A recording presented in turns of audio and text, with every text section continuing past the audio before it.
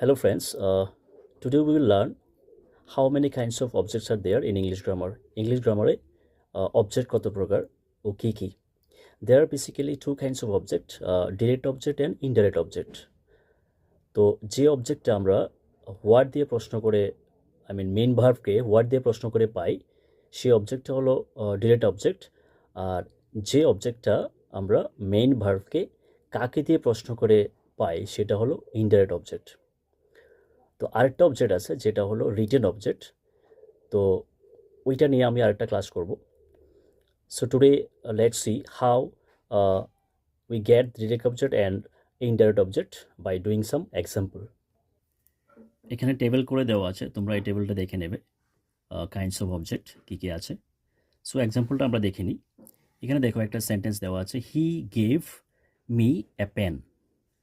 আমরা প্রথমে কি করতে হবে, মেইন ভার্ব কোনটা এটা বের করতে হবে। মেইন ভার্ব হলো কি, এখানে গেভ দিয়েছিল, দিয়েছিল। তিনি কি দিয়েছিল, what did he give a pen. তো আমরা হোয়াট দিয়ে মেইন ভার্বটাকে প্রশ্ন করে কি পেলাম, a pen. So this is the direct object. তো হোম ডিড হি গিভ, সেটা হবে কি, মি। কাকে দিয়েছে, আমাকে দিয়েছে। সো এটা হলো ইনডাইরেক্ট অবজেক্ট। আরেকটা এক্সাম্পল, যেমন I send him a letter. What did I send, I send a letter.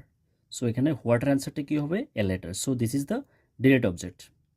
Whom did I send, কাকে আমি সেন্ড করেছি, টু হিম, তাকে সেন্ড করেছি। So this is the indirect object. কারণটা কি, এটা আমরা কাকে প্রশ্ন করে উত্তরটা পেয়েছি।